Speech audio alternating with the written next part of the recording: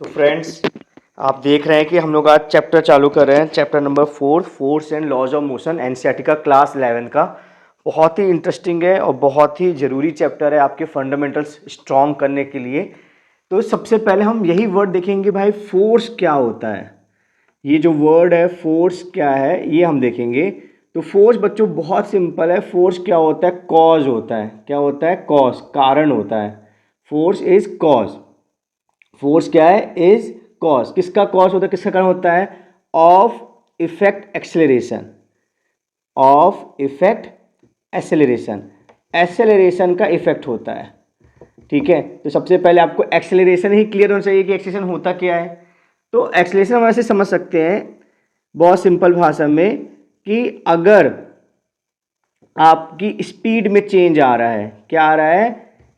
Speed में change, speed में change आ रहा है, या चेंज इन डायरेक्शन हो रहा है, या आपके डायरेक्शन में चेंज आ रहा है, change in direction, change in direction, तो क्या पैदा हो रहा होगा? एक्सेलरेशन। ठीक है, स्पीड में चेंज या डायरेक्शन में चेंज को क्या बोलते हैं? एक्सेलरेशन। तो एक्सेलरेशन इफेक्ट है। इफेक्ट है मतलब हमें एहसास होता है, महसूस होता है, और उसका कारण क्या होता है? फोर्स होता है। ठीक है, तो ये याद रखेंगे। फोर्स है क्या? फोर्स एक कारण है। किसका कारण है? एक्सेलरेशन का कारण है। ठीक है, अगर एक्सेलरेशन बिना फोर्स के नहीं आ सकता है, आप स्पीड अगर आपको बढ़ानी है, जैसे आप गाड़ी में अपनी स्पीड को बढ़ाना है या आपको टर्न करना है, मतलब एक्सेलरेशन लाना है, तो अपने आप एक्सेलरेशन नहीं आ सकता है। उसका कारण क्या होगा?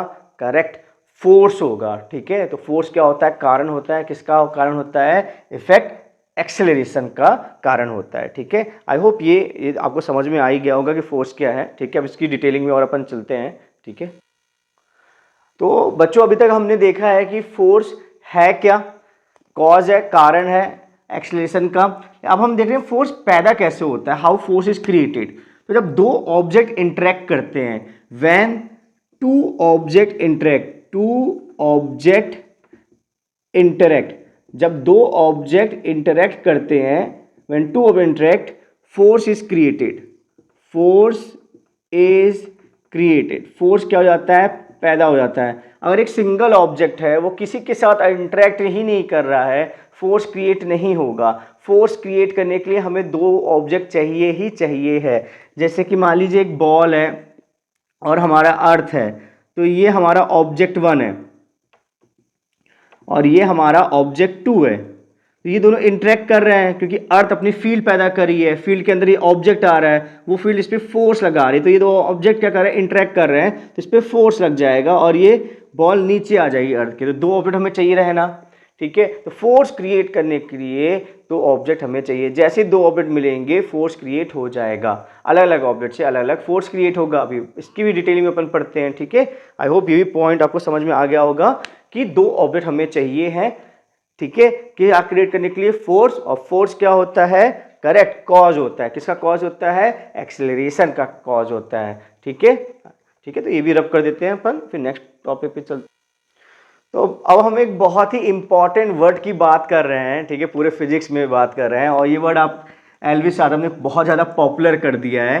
क्या कर दिया है? आपने सुना होगा उसका वर्ड सिस्टम, ऐसा कुछ वो लिखता है। ठीक है, तो सही तो स्पेलिंग ये है, सिस्टम की हम बात कर रहे हैं कि है क्या ये सिस्टम, क्या है ना। तो एक एग्जाम्पल से समझते हैं कि मान लीजिए एक टेबल है और टेबल के ऊपर एक बुक रखी हुई है। ठीक है, जनरली रहती है ना टेबल के ऊपर बुक, जनरली आप लोग पढ़ते नहीं है ना, रखी रहती है बुक टेबल के ऊपर। ठीक है, ये हमारी बुक है और ये क्या है? टेबल है ना। तो अब क्या है? दो ऑब्जेक्ट आ गए, ये हो गया आपका बेटा क्या? ऑब्जेक्ट 1, और ये क्या हो गया? ऑब्जेक्ट 2। तो दो ऑब्जेक्ट हो गए, ये इंटरेक्ट कर रहे हैं। ठीक है, कांटेक्ट में है तो इंटरेक्ट कर रहे, तो क्या पैदा होगा? करेक्ट, फोर्स पैदा हो जाएगा। तो क्या होगा? जो टेबल है वो बुक पे फोर्स लगाएगी। ठीक है, ये जो टेबल है वो बुक पे फोर्स लगाएगी। ठीक है, ये जो फोर्स है by the table on the book हो जाएगा। ठीक है, या ऐसे लिख दो, on the book by the table. ठीक है, और उतना ही फोर्स, जितना फोर्स टेबल बुक पे लगा रही है उतना ही फोर्स बुक टेबल पे लगाएगी। ये वाला फोर्स क्या हो जाएगा? Force by the by on the table by the book, table के ऊपर कौन लगा रहा है, बुक लगा रही है, ठीक है। तो अब यहाँ देखिएगा, या अभी अपन ये वाला फोर्स रहने देते हैं, ठीक है। अभी यहाँ देखिए कि एक और हमारे पास है, अर्थ है, ठीक है। तो अर्थ भी क्या करेगी, इस बुक को नीचे की तरफ खींचेगी, कितने फोर्स से खींचती है, mg। अब इसकी डिटेलिंग पढ़ेंगे, mg क्या है, ये सब नीचे क्यों खींचती है, ठीक है। तो इसमें दो फोर्स लग रहे हैं, सिंपली F बता देते हैं, ठीक है। तो एक फोर्स टेबल लगा रही है, बुक पे लगा रही है ऊपर, और एक फोर्स क्या है, अर्थ लगा रही है, बुक पे नीचे लगा रही है, ठीक है। तो सिस्टम क्या होता है जिसके बारे में हमें जानना है, ठीक है, जिसके मोशन का हमें पता करना है कि उसकी वेलोसिटी क्या है, उसका डिस्प्लेसमेंट क्या है, ठीक है, उसका एक्सेलरेशन क्या है, ठीक है, जिस पे नेट फोर्स क्या लग रहा है। तो जिसकी हमें जानकारी प्राप्त करनी है वो हमारा सिस्टम होगा। तो इस केस में तीन लोग थे, एक तो बुक थी, टेबल था और अर्थ था, ठीक है। तो आपके ऊपर है, it's depends on your choice कि आप बुक को सिस्टम मान रहे हो, टेबल को मान रहे हो, अर्थ को मान रहे हो। आप एक से ज़्यादा भी सिस्टम मान सकते हो, बुक टेबल दोनों को मान लो या तीनों को ही मान लो। जब आप तीनों को ही मान लोगे तो नेट फोर्स जीरो हो जाएगा, क्योंकि एक सिंगल ऑब्जेक्ट होगा और किसी साथ इंटरेक्ट नहीं कर रहा होगा, ठीक है। तो आप पे डिपेंड करता है। तो इस केस में हमने सिस्टम किसको माना है, बुक को माना है।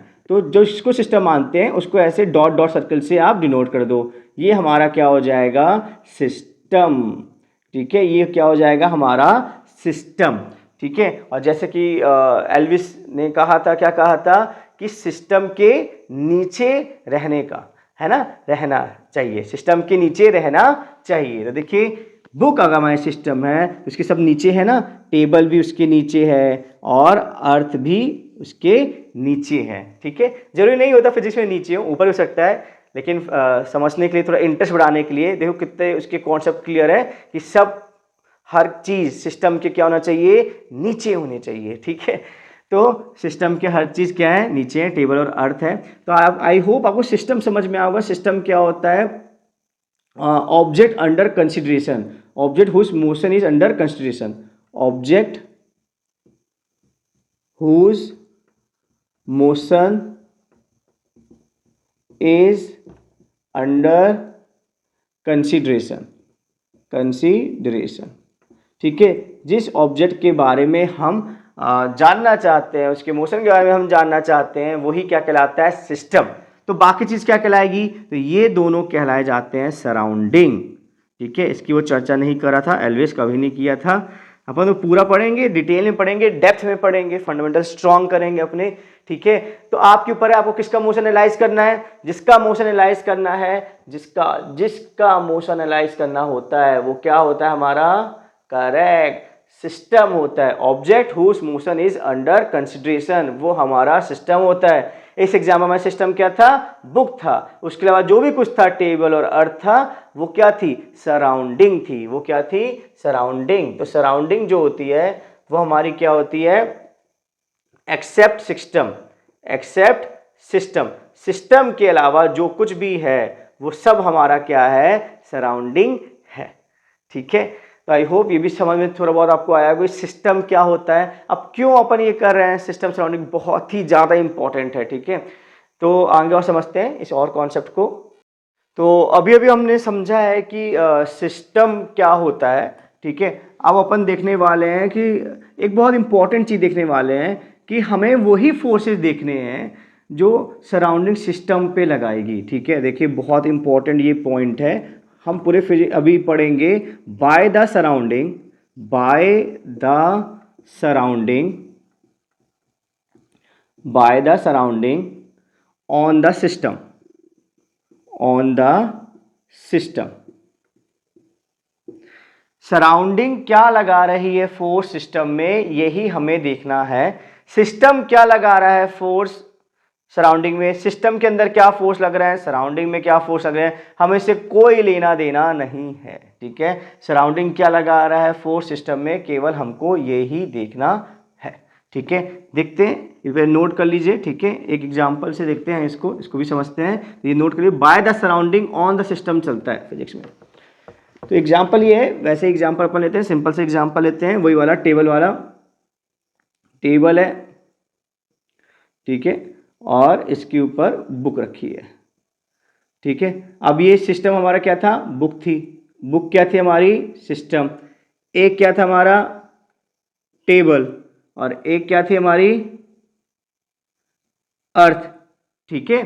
तो देखिए यहाँ पे अगर दो ऑब्जेक्ट इंटरेक्ट कर रहे हैं, हमने बोला था एक तो टेबल और बुक इंटरेक्ट करें तो फोर्स आ जाएगा, तो टेबल लगा देगी बुक पे फोर्स। ठीक है, ये फोर्स मान लेते हैं टेबल का है, और बुक भी लगाएगी टेबल पे फोर्स। ये फोर्स किस में लग रहा है, टेबल में लग रहा है, कौन लगा रहा है, बुक। तो ये फोर्स लगा रही है बुक। ठीक है, किस में लगा रही है, टेबल में लगा रही है, और ये फोर्स टेबल लगा रहा है, किस में लगा रहा है, बुक में लगा रहा है। ठीक है, तो पहले तो आप सिस्टम डिसाइड कर लो।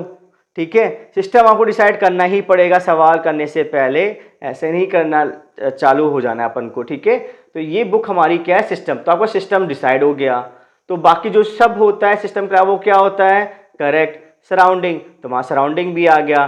सबसे पहले आपको हर एक सवाल में यही करना है, आपको सिस्टम लेना है। क्वेश्चन आता है सिस्टम किसको लें, तो क्वेश्चन में बताया जाएगा किसको लें सिस्टम। ठीक है, तो सिस्टम लिया, तो बाकी चीज सराउंडिंग हो गई। तो हमने अभी क्या लिखवाया था, क्या लिखवाया था, by the surrounding, by the surrounding on the system, by the surrounding on the system. हम देखते हैं कि सराउंडिंग के फोर्सेस देखते हैं सिस्टम में। देखो सिस्टम लगा रहा है, बुक लगी टेबल में, तो क्या ये फोर्स देखेंगे, क्या नहीं देखेंगे। तो force by book on the table नहीं देखा जाएगा। ठीक है, केवल हम क्या देखेंगे, force by table on the book. और कौन सराउंडिंग, अर्थ, तो हम अर्थ का ही फोर्स देखेंगे, और हमने देखा था अर्थ का फोर्स क्या होता है, mg। ठीक है, तो सराउंडिंग क्या लगाती है फोर्स सिस्टम में। ठीक है, अर्थ लगा रही है बुक पे, तो बुक भी लगाई होगी अर्थ पे, लेकिन हमें इससे कोई लेना देना नहीं है। मन में बिठा लें, सेटल कर लें हमेशा के लिए कि सिस्टम चूज करें सबसे पहले। जब वो चूज हो जाए सराउंडिंग अपने आप आ जाएगी। फिर देखिए सराउंडिंग कौन सा, कहाँ पे कैसा फोर्स लगा रही है, वही हमारा टॉपिक है अगला। टाइप ऑफ सराउंडिंग, कितने प्रकार की सराउंडिंग होती है, कितना फोर्स लगाती है, कहाँ लगाती है। ठीक है, तो सराउंडिंग जो फोर्सेस लगाए सिस्टम में वही हमें लेना है। क्लियर है आपको, आई होप बहुत ही क्लियर होगा, क्रिस्टल क्लियर होगा जो मैंने आपको बताया है। ठीक है, तो अब अपन समझने वाले हैं बहुत इंपॉर्टेंट चीज, वो है टाइप्स ऑफ सराउंडिंग। कितने प्रकार की सराउंडिंग होती है, तो हमारा है टाइप्स ऑफ सराउंडिंग। कितने प्रकार की सराउंडिंग होती है, तो जो पहला टाइप होता है वो होता है वेट। क्या है वेट, हम सब ने सुना है लेकिन जाना अच्छे से नहीं है, आज जानेंगे वेट क्या होता है। ये होता है force by earth. Force by earth, कौन लगा रहा है, अर्थ लगा रही है। तो देखो जैसे ये अर्थ है और ये आपका ऑब्जेक्ट है या सिस्टम है, ये आपका सिस्टम है। ठीक है, तो अर्थ फोर्स लगाती है, कहाँ लगाती है, वर्टिकली डाउनवर्ड, सेंटर से वर्टिकली डाउनवर्ड। कितना लगाती है, mg का। कहाँ लगाती है, कहाँ का उत्तर क्या है, वर्टिकली डाउनवर्ड। कहाँ लगाती है, वर्टिकली डाउनवर्ड, वर्टिकली डाउनवर्ड लगाती है। ठीक है, फिर आएगा कितना लगाती है, mg, जहां m क्या है, मास, और g की वैल्यू क्या लोगे आप, 10 मीटर पर सेकेंड स्क्वायर। कितना लगाती है, mg। ठीक है, और कहाँ और कितना लगाती है। ठीक है, और कोई भी सिचुएशन क्यों ना हो हमेशा वो नीचे ही तरफ लगाएगी फोर्स। ठीक है, सेंटर से नीचे की तरफ लगाएगी, और कितने का लगाएगी, mg का लगाएगी। और कैसा फोर्स है, पुलिंग फोर्स है। नेचर क्या है इसका, पुलिंग। ठीक है, खींचती हमेशा, पुश नहीं करती, हमेशा क्या करती है, पुल करती है। क्या करती है, पुल करती है। ठीक है, तो एक और क्वेश्चन आ जाएगा, कौन लगा रहा है, अर्थ। कौन, कहां, कितना, और उसका नेचर।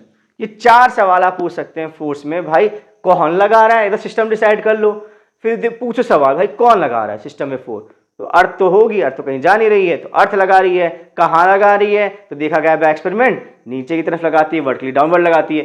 कितना लगाती है, देखा गया है mg लगाती है, जहां m मास होता है और g होता है 10 मीटर पर सेकेंड स्क्वायर। और कैसा नेचर होता है, पुश करती है, पुल करती है, तो पुल करती है, हमेशा क्या करती है, पुल करती है। आई होप ये बहुत क्लियर होगा आपको, एकदम स्क्रीनशॉट ले लीजिए, बहुत इंपॉर्टेंट चीज है ये। वेट ठीक है, इस फोर्स को तो लगना ही लगना है, ठीक है, हर सवाल में लगना है इस वेट को, ठीक है।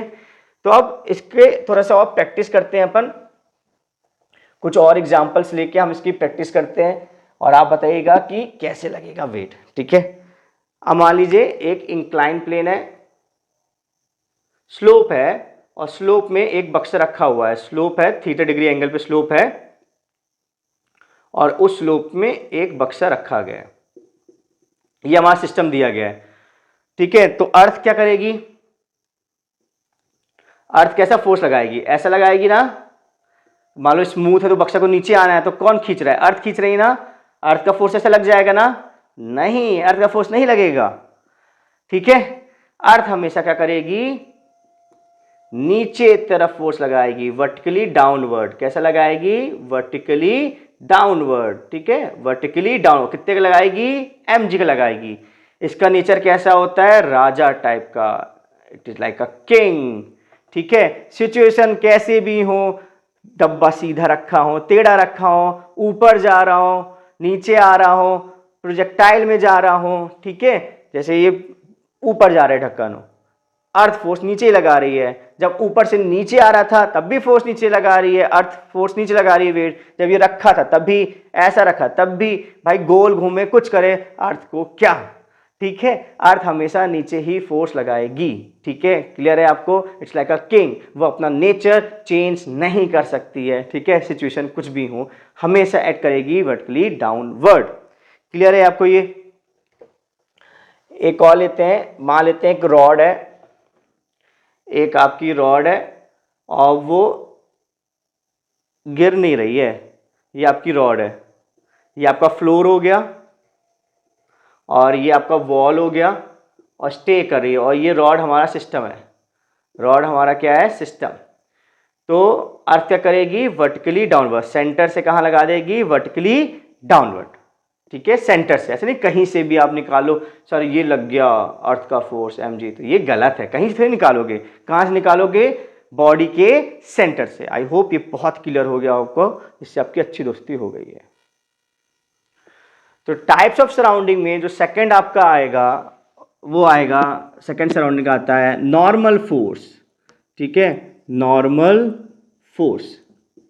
नॉर्मल फोर्स क्या होता है, बाय द कॉन्टेक्ट सरफेस, कौन लगाता है, बाय द कॉन्टेक्ट सरफेस, ठीक है, by the contact surface, contact surface लगाएगा, जैसे ये टेबल है, ठीक है, और ये आपका सिस्टम है, बुक सिस्टम है आपकी, ठीक है, तो बुक किससे कांटेक्ट में, टेबल में, तो टेबल लगाएगी फोर्स, कैसे लगाती है, अपने सरफेस के परपेंडिकुलर, और उसको डिनोट करते हैं एन से, ठीक है। फिर से वही सवाल, कौन लगा रहा है, तो आंसर क्या होगा बच्चों, कांटेक्ट सरफेस, ठीक है। कहां लगा रहा है,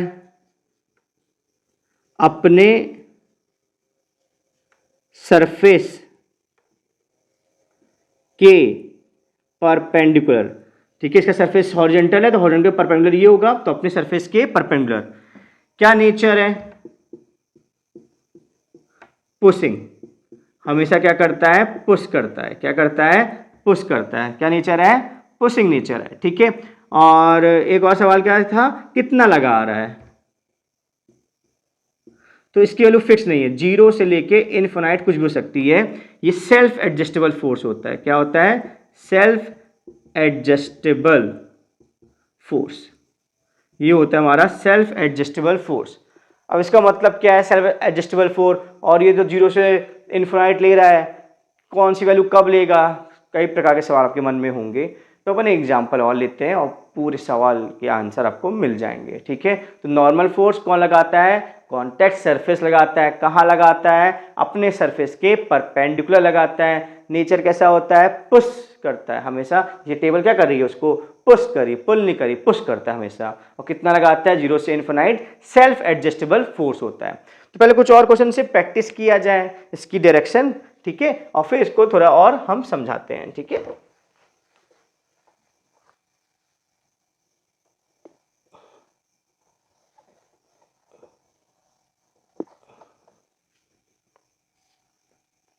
तो यहाँ देखिए फिर से वही अपन एग्जांपल लेते हैं इंक्लाइन प्लेन का, एक इंक्लाइन प्लेन है, ठीक है, और उसमें एक बॉक्स है, ठीक है, तो ये हमारा सिस्टम है, तो ये इसके कांटेक्ट में है ना, अब ये सरफेस इंक्लाइन है तो इसका परपेंडिकुलर क्या होगा, ये होगा, तो ये लग गया नॉर्मल फोर्स। क्लियर है आपको? ठीक है, अर्थ भी होगी लेकिन अभी हम केवल कांटेक्ट सरफेस का फोर्स देख रहे हैं। तो ये हमारा सिस्टम है जिसको हमने सर्कल किया है, ठीक है, वो इससे कांटेक्ट सरफेस हमारा इंक्लाइन है तो उसका परपेंडिकुलर ये होगा, तो कांटेक्ट सरफेस ऐसा नॉर्मल फोर्स लगा देगा। ठीक है, अब अपन एक और वही एग्जांपल लेते हैं, रॉड वाला भी एग्जांपल ले लेते हैं। ठीक है, तो रॉड वाले एग्जांपल में आप देखिए, जहां जहां बॉडी के पास टच होंगे, जैसे रॉड एक यहाँ टच में है, एक यहाँ टच में है, तो वो सरफेस अपने परपेंडिकुलर, तो ये सरफेस हॉरिजॉन्टल था तो अपने परपेंडिकुलर ये लगाया, और ये सरफेस वर्टिकल था तो अपने परपेंडिकुलर ये लगाया, तो ये रॉड पे नॉर्मल फोर्स लग जाएगा। रॉड हमारा सिस्टम था, रॉड हमारा सिस्टम था, ठीक है, तो उस पर ये दो फोर्स लग जाएंगे, जहां जहां बॉडी का पार्ट टच करेगा वो सरफेस अपने परपेंडिकुलर फोर्स लगा देगा। आई होप ये क्लियर हो गया आपको। ठीक है, नॉर्मल फोर्स। ठीक है, अब इसकी जो वैल्यू है, हमने क्या हुआ था, 0 से इन्फिनाइट है, इसको समझना है हमें, तो इसको हम समझ सकते हैं। सबसे पहले हम समझ लेते हैं न्यूटन फर्स्ट लॉ। ठीक है, न्यूटन फर्स्ट लॉ पे समझें, जब तो ये समझ में आएगा। तो न्यूटन फर्स्ट लॉ जो होता है बहुत सिंपल है। Newton first law, Newton first law है कि अगर फोर्स 0 है दैट इम्प्लाइज एक्सेलरेशन 0 होगा, अगर नेट फोर्स एक्सटर्नल 0 है दैट इम्प्लाइज एक्सेलरेशन 0 होगा, या उल्टा, अगर एक्सेलरेशन 0 है that implies net force external क्या होगा, 0 होगा। ठीक है, नेट फोर्स एक्सटर्नल क्या होगा, 0 होगा। एक्सेलरेशन क्या है, जो हमें दिखता है, ये हमें दिखता है, और फोर्स क्या होता है, मैंने आपको स्टार्टिंग बताया था, वेरी गुड, कॉज होता है, कारण होता है। ठीक है, तो इसका मतलब क्या होता है, एक्सेलरेशन 0 के दो मतलब होते हैं, या तो वेलोसिटी 0 है, बॉडी रेस्ट में है, ठीक है, या बॉडी की वेलोसिटी क्या है, कांस्टेंट है, बॉडी मूव कर रही है स्ट्रेट लाइन में एक ही स्पीड से। ठीक है, इसके दो मतलब है। ठीक है, तो अगर ऐसी सिचुएशन है, ठीक है, तो एक्सेलरेशन 0 होगा, मतलब उस पर नेट फोर्स जितना भी लग रहा है उस सिस्टम पे वो भी क्या होगा, 0 होगा। ठीक है, और अगर ऐसा है, अगर ऐसा है तो उस फ्रेम को बोलते हैं इनर्शियल फ्रेम। क्या बोलते हैं, इनर्शियल फ्रेम। इनर्शियल फ्रेम में ये ट्रू होता है, ट्रू होता है, मतलब अगर हमें दिख रहा है एक्सेलरेशन 0 है तो फोर्स 0 होगा, या अगर फोर्स 0 है तो हम बोल सकते हैं एक्सेलरेशन 0 होगा, या ये भी बोल सकते हैं कि अगर ये दोनों चीजें हैं तो जो हमारा फ्रेम है जहां पे ऑब्जर्वर है वो क्या होगा, इनर्शियल फ्रेम होगा। ठीक है, तो इसको समझाते हैं थोड़ा, इनर्शियल नॉन इनर्शियल और क्या है, थोड़ा डिटेल में अपन करेंगे, लेकिन बस थोड़ा सा इतना पार्ट समझाना था हमें कि न्यूटन फर्स्ट लॉ क्या है। ठीक है, अब इसका यूज करते हैं अपन, ये नोट कर लिए, स्क्रीनशॉट ले लीजिए, इस चीज का यूज करते हैं। तो अपन वही एग्जांपल लेंगे, टेबल और बुक का लेंगे। ये टेबल हो गई अपन की, और ये बुक हो गई, ये बुक हो गई। बुक हमारा सिस्टम है, कौन कौन फोर्स लगा रहा है, करेक्ट, टेबल लगा रही है नॉर्मल फोर्स, और अर्थ लगा रही है mg का। अब हमें दिख क्या रहा है, क्या इसका एक्सेलरेशन है, ये तो रेस्ट में है ना, तो इसका एक्सेलरेशन क्या है, 0। दैट इंप्लाइज, क्या इंप्लाई करेगा, जो नेट एक्सटर्नल फोर्स होगा वो भी क्या होगा इसमें, 0। हम ये कैसे कह सकते हैं, न्यूटन फर्स्ट लॉ से। ठीक है, न्यूटन फर्स्ट लॉ से हम ये बोल सकते हैं कि अगर हमें दिख रहा है साफ साफ कि ये रेस्ट में एक्सेलरेशन 0 है तो एफ नेट एक्सटर्नल क्या होगा, 0 है। ठीक है, तो अगर नेट एक्सटर्नल फोर्स 0 है, मतलब इनमें जो दो फोर्स लग रहे हैं वे क्या होंगे, इक्वल होंगे। नेट एक्सटर्नल फोर्स 0 क्या है, मतलब क्या हो जाएगा कि n माइनस एम जी क्या होगा, 0 होगा, या हम ये बोल सकते हैं n की वैल्यू क्या हो जाएगी, mg के बराबर। ठीक है, तो mg तो हमारा राजा होता है, उसकी वैल्यू तो फिक्स होती है, लेकिन हमारा जो नॉर्मल फोर्स है वो साधु की तरह एक्ट करता है। ठीक है, वो एडजस्ट करता है। कैसे एडजस्ट किया उसने, उसने अपनी वैल्यू किसके बराबर कर दी, mg के बराबर कर दी। नॉर्मल ने अपनी वैल्यू क्या कर दी, mg के बराबर कर दी, क्योंकि हमें दिख रहा है कि वो रेस्ट में है। ठीक है, इसलिए उसको बोलते हैं सेल्फ एडजस्टेबल फोर्स, साधु टाइप का होता है। जैसी सिचुएशन होती है वो वैसे अपनी वैल्यू ले लेता है, उसकी वैल्यू 0 से इन्फिनाइट कुछ भी हो सकती है। आई होप ये थोड़ा बहुत समझ में आपको आया होगा। फिर अपने अलग सराउंडिंग में चलते हैं। तो फ्रेंड्स, अब अपन देखेंगे तीसरे टाइप की सराउंडिंग जिसको बोलते हैं टेंशन फोर्स। ठीक है, तो हमारे जो तीसरे टाइप की सराउंडिंग है उसको बोलते हैं टेंशन फोर्स। ये कौन लगाता है? फोर्स बाय स्ट्रिंग, धागा, स्ट्रिंग, रोप, वायर। ठीक है, अब देख लेते हैं एक एग्जांपल से। मान लेते हैं ये ब्लॉक है, ठीक है, ये हमारा सिस्टम है और ये इससे एक रोप अटैच है।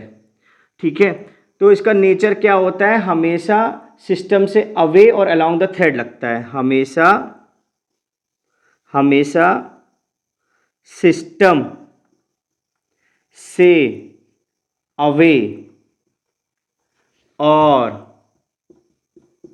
अलोंग द थ्रेड लगेगा। ठीक है, क्लियर है? हमेशा सिस्टम से अवे और अलोंग द थ्रेड लगेगा, बाय एक्सपेरिमेंट देखा गया है।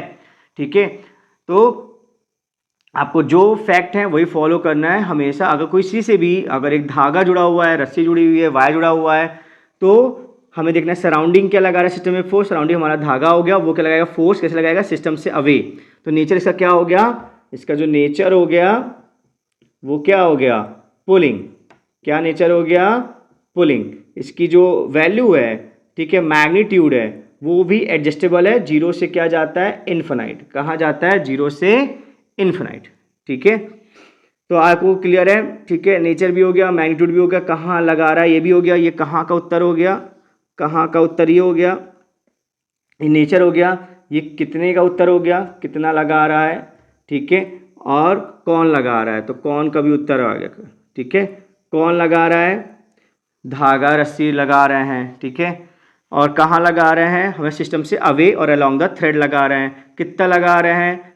सिचुएशन में डिपेंड करता है। जीरो से इन्फिनाइट कोई वैल्यू हो सकती है, जैसे नॉर्मल फोर्स हमारा होता है। और नेचर कैसा है? पुलिंग। ठीक है, तो आई होप ये समझ में आ गया होगा आपको। अब कुछ सवाल से अपन इसको और अच्छे से समझते हैं। ठीक है, इसके क्वेश्चंस करते हैं। ठीक है, तो एक और चीज़ हमें समझना है कि एक रस्सी अपने दो छोर से जानी जाती है। मान लो कि ये रस्सी है, ठीक है, और इसके दो छोर हैं। ठीक है, एक ये हो गया N2 और ये क्या हो गया? N1। और एक रस्सी का एक टेंशन होता है। एक रस्सी का एक टेंशन होता है। ठीक है, ये याद रखना, बहुत इंपॉर्टेंट पॉइंट है। इसको मैं समझाता हूं। टेंशन होता है। एक रस्सी के दो टेंशन नहीं हो सकते। एक रस्सी का क्या होता है? एक टेंशन होता है। और एक रस्सी या एक रोप अपने दो एंड से जानी जाती है। ठीक है, इसको नोट करते हैं, नोट कर लीजिए इसको आप। अब एक सवाल से समझते हैं कि मान लीजिए दो आपके पास ब्लॉक हैं, एक और दो, और ये आपको दिख रही है रस्सी दिख रही है। ये ब्लॉक एक है, ये ब्लॉक दो है। अब ब्लॉक दो हमारा सिस्टम है।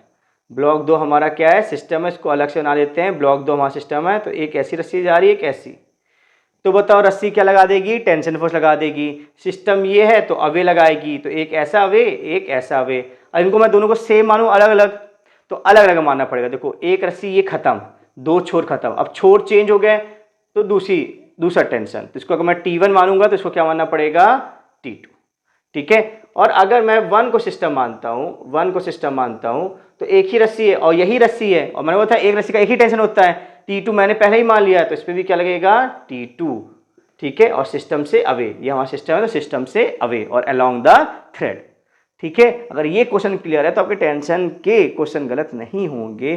तो पहले सिस्टम चूज करें, सिस्टम से अवे फोर्स लगाएं, अलोंग द थ्रेड लगाएं, तो उसको बोलते हैं टेंशन फोर्स बोलते हैं। और एक रस्सी का एक ही टेंशन होता है, और एक रस्सी अपने दो एंड से जानी जाती है। ठीक है, तो चलो एक और पॉपुलर एग्जांपल अपन करते हैं इसका, टेंशन फोर्स का। उसके पहले हमें न्यूटन सेकेंड लॉ समझना पड़ेगा। तो देखते हैं न्यूटन सेकेंड लॉ क्या है। न्यूटन सेकेंड लॉ, तो न्यूटन भाई ने एक एक्सपेरिमेंट किया। एक ब्लॉक लिया, उसमें फोर्स लगाया, मान लेते हैं 10 न्यूटन का। और हम जानते हैं फोर्स एक्सेलेरेशन लाता है, मान लेते हैं उसमें एक्सेलेरेशन आया 2 मीटर पर सेकंड स्क्वायर का। फिर उसने उसी ब्लॉक में फोर्स को बढ़ा दिया, मान लेते हैं फोर्स उसने लगा दिया 20 न्यूटन, और एक्सेलेरेशन भी बढ़ गया, मान लेते हैं 4 मीटर पर सेकंड स्क्वायर। अब उसने रेशियो निकाला यहाँ F/A और यहाँ पे भी निकाला F/A। तो बताइए क्या आएगा? यहाँ पे F/A 5 आएगा, और यहाँ पे भी क्या आएगा? 5 आएगा। ठीक है, तो फॉर हिज मच सरप्राइज, देखो फोर्स अलग अलग लगे, एक्सेलेरेशन अलग अलग आया, लेकिन रेशियो जो एफ बाई ए का हमेशा सेम आया। और वो और आश्चर्यचकित हो गया जब ये जाना कि ये 5 तो इसका मास था, इस ब्लॉक का मास क्या था, 5 ही था। तो उसने लॉ बना दिया कि एफ बाई ए क्या रेशियो हमेशा कांस्टेंट होता है और किसके बराबर होता है, एम के बराबर होता है। ठीक है, इसी को अपन लिख सकते हैं F equal to M A. ठीक है, इसी को हम बोल सकते हैं F equal to M A. तो ये भी हम लॉ के रूप में दे सकते हैं, या इससे हम ए भी निकाल सकते हैं और ए क्या हो जाएगा हमारा, एफ बाय एम। तो ये 3 फॉर्मूले आपको याद रखने हैं। ठीक है, ये पहला वाला एम निकालने के लिए, दूसरा एफ निकालने के लिए और तीसरा ए निकालने के लिए। ठीक है, आई होप ये आपको समझ में आ गया, क्लियर है आपको। ठीक है, अब सवाल देखते हैं। ठीक है, सवाल कैसा, देखिए सवाल कैसा है। एक पुली है, इस पुली को बोलते हैं एटवुड मशीन, ये आपने कुएं में देखी होगी, और इससे 2 मास हैंग कर रहे हैं, M1 और दूसरा मास हैंग कर रहा है M2। ठीक है, और मान लेते हैं M2 भारी है M1 से, तो ये नीचे जाएगा, एक्सेस इसका नीचे होगा और ये क्या जाएगा ऊपर। अब ये हमारा सिस्टम है, तो कौन फोर्स लगा रहा है, एक तो अर्थ लगा रही है M2G, और धागा है तो टेंशन लग रहा है। अब देखो ये एक ही धागा है, तो एक धागे का एक टेंशन होता है। तो अगर मैं M1 सिस्टम लूँगा तो यहाँ अर्थ क्या लगाएगी, फोर्स M1G, और धागा क्या लगा देगा, सेम टेंशन T। ठीक है, अब हम जानते हैं कि जो लॉ है, न्यूटन सेकेंड लॉ है, अगर ये नीचे आ रहा है तो हमारा लॉ क्या बोलता है कि जो नेट फोर्स होता है एक्सटर्नल, वो किसके बराबर होता है, मास इनटू एक्सेलरेशन के बराबर होता है। तो बताइए यहाँ पे, अगर ये मेरा ऑब्जेक्ट है, मैं 5 का यहाँ पे फोर्स लगा रहा हूँ और 5 का यहाँ लगा रहा हूँ, तो नेट फोर्स क्या होगा, 0, क्योंकि फोर्स कैंसिल हो जाते हैं। लेकिन अगर ये मेरी बॉडी यहाँ मूव कर रही है तो ये वाला फोर्स मेरा ज़्यादा होगा और ये फोर्स क्या होगा, कम, अगर बॉडी ऐसे मूव कर रही है। ठीक है, तो नेट फोर्स क्या होगा, मान लो यहाँ 10 का लगा रहा हूँ, यहाँ 5 है, तो कितना आएगा, 5। तो 5 से ऐसे बॉडी मूव कर जाएगी। तो हमको पता है ये भारी है तो ये नीचे मूव कर रहा है मास, तो ये फोर्स ज़्यादा होगा, ये फोर्स कम होगा। तो नेट फोर्स हमारा क्या होगा, M2G minus T equal to क्या हो जाएगा, M1A। ये हो गई हमारी इक्वेशन फर्स्ट। ठीक है, अब हम इसमें देखते हैं, ये ऊपर जा रहा है तो इसमें बड़ा फोर्स कौन सा होगा, T, और छोटा कौन सा होगा, M1G। तो इसमें क्या आ जाएगी equation, T minus M1G equal to, या M2 आ जाएगा, सेकेंड मास इक्वेशन देख रहे हैं, M1A, ये आ जाएगा हमारा 2। ठीक है, कोई दिक्कत तो नहीं है। अब ऐड कर देते हैं, 1 और 2 को ऐड कर देते हैं। जब ऐड कर दोगे -T और +T क्या हो जाएगा, कैंसिल, और क्या हो जाएगा हमारा, M2G माइनस M1G आ जाएगा ऐड करने में, और ये ऐड करने में क्या आ जाएगा, M2A प्लस M1A, और क्रॉस मल्टीप्लाई कर देना तो क्या आ जाएगा, M2 प्लस M1, और ये आ जाएगा A। तो ये आपका A आ गया। ठीक है, अब यही A की वैल्यू आप इक्वेशन फर्स्ट पे पुट कर दोगे। ठीक है, किस पे पुट कर दोगे, फर्स्ट पे, putting value of A in first, तो आपका T आ जाएगा, और T आएगा आपका 2M1 M2G upon M1 plus M2। ये पुट करके देखना, यही आंसर आएगा आपका टेंशन का, 2M1 M2G upon M1 plus M2। तो देखिए कितने आसानी से हमने ये निकाल लिया कि ये ब्लॉक नीचे, एक ब्लॉक नीचे जाएगा और एक ब्लॉक ऊपर जाएगा, तो ऑब्वियस बात है रस्सी में खिंचाव आएगा, वो खिंचाव ही तो हमारा टेंशन है, और हमने वो खिंचाव निकाल लिया, 2M1 M2G upon M1 plus M2। अब इसकी एक ट्रिक बताते हैं एक सवाल की। ठीक है, तो ट्रिक देखते हैं, ट्रिक क्या है। आपने देखा था कि ये पुली थी, ठीक है, और 2 मासेस इसमें कनेक्टेड थे, M1 और M2। ठीक है, मान लेते हैं ये M1 और ये M2। ठीक है, और हमें निकालना था टेंशन फोर्स, मेन हमें निकालना है टेंशन फोर्स, कि जब ये मासेस जाएंगे ऊपर नीचे तो क्या तनाव आएगा। तो इसको खोल दो, ऐसे मासेस हैंग कर है उसको ऐसे स्ट्रेट कर दो। ठीक है, तो देखो कैसे बनेगा डायग्राम, ये हो जाएगा M1, ये हो जाएगा M2, ठीक है, या M2 ये हो जाएगा, और ये हो जाएगा M1। ये टेंशन T, ये टेंशन T, और अर्थ कैसे खींच रही थी इसको, M1G से, इसको अर्थ कैसे खींच रही थी, M2G से। तो ये लग जाएगा M2G और ये क्या लग जाएगा, M1G। ठीक है। अब वो ट्रिक क्या है, जो आप मास लोगे, ठीक है, एक तो आपको फोर्सेस अलोंग द थ्रेड लेना है, ये जो थ्रेड है इसी के अलोंग आप लोगे, फिर आप जो मास लोगे उसका अपोजिट फोर्स ले लो। तो इसका अपोजिट फोर्स क्या, एक्सटर्नल M2G, फिर प्लस जो आप मास लोगे उसके अपोजिट फोर्स ले लो external M1G upon total mass M1 plus M2। ये आपका हो गया टेंशन फोर्स। तो ये सेम है, तो ये क्या हो जाएगा, 2M1 M2G upon M1 plus M2। Clear है आपको? ठीक है। तो आपको फोर्सेस कौन से लेने हैं, जो थ्रेड के अलोंग हो, और ये हमारा पूरा सिस्टम है, बाकी ये इंटरनल फोर्स हो जाएगा, हमें केवल एक्सटर्नल फोर्स लेनी है। तो जो मास लोगे उसके अपोजिट आपको फोर्स, जो मास उसके अपोजिट फोर्स अपॉन टोटल मास। ठीक है। एक और क्वेश्चन से प्रैक्टिस करते हैं। ठीक है।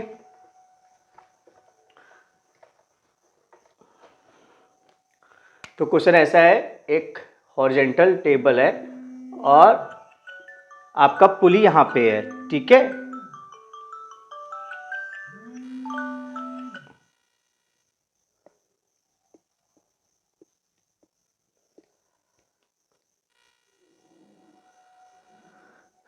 तो अब देखिए हॉरिजॉन्टल टेबल है और एक मास यहाँ पे और एक मास यहाँ पे है।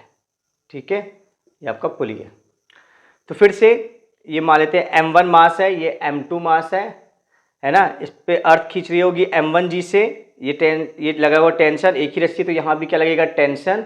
इसको अर्थ खींच रही होगी M2G से, और ये कॉन्टैक्ट सरफेस तो क्या लगा रहा होगा, करेक्ट, नॉर्मल। फिर से क्या करना है, हमें टेंशन निकालना है, तो इसको आप सीधा कर लीजिए। तो सीधा आपने कर लिया इसको, तो यहाँ पे क्या फोर्स लग रहा है, M1G, यहाँ क्या लग रहा है T, यहाँ क्या लग रहा है T, और यहाँ क्या लग रहा है 0। क्या लग रहा है, क्या यहाँ पे अलोंग द थ्रेड कोई भी फोर्स नहीं लग रहा है, परपेंडिकुलर लग रहा है, वो हमें लेना ही नहीं है, अलोंग द थ्रेड लेना है। तो वही कॉन्सेप्ट है, T निकालना है, तो जो आप मास लोगे उसके अपोजिट फोर्स, उसके अपोजिट फोर्स क्या है, 0।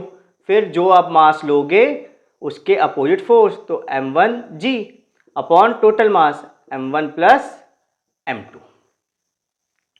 तो हमारा T क्या आ जाएगा, M1 M2G upon M1 plus M2। ठीक है। ए भी निकाल सकते हैं डायरेक्ट, ए क्या होता है, F नेट अपॉन टोटल मास। तो नेट फोर्स क्या होगा, ये मास नीचे जा रहा है तो ये वाला फोर्स बड़ा होगा, ये छोटा होगा, तो नेट फोर्स क्या होगा, बड़े में से छोटा, तो क्या हो जाएगा M1G माइनस 0, और टोटल मास क्या है, M1 प्लस M2। तो ये भी आ गया आपका एक्सेलरेशन। ठीक है। आई होप ये आपको समझ में आ गया होगा। ठीक है। अब अपन नेक्स्ट क्वेश्चन देखते हैं। ठीक है। इसी के ऊपर कि नेक्स्ट क्वेश्चन हम कैसे करें। ठीक है।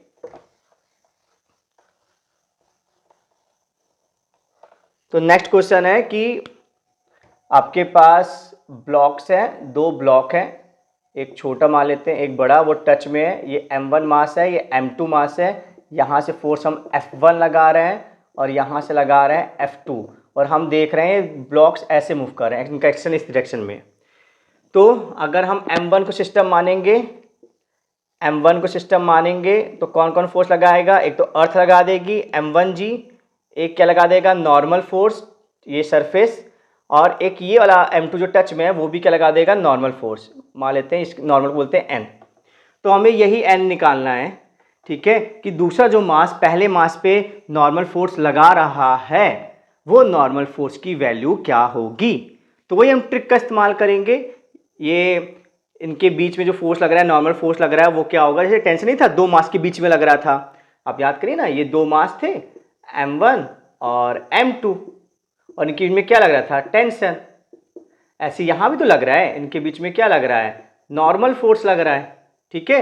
ये इस पे नॉर्मल लगा रहा है, उतने नॉर्मल ये इस पे लगा रहा है। ठीक है। तो अपन यहाँ बात कर सकते हैं न्यूटन थर्ड लॉ की भी बात कर सकते हैं। तो न्यूटन थर्ड लॉ जो है वो क्या होता है, if object A applies force on object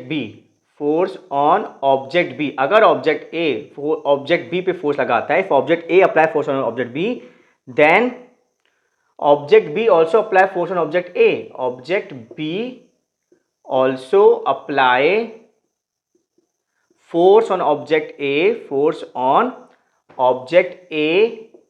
at same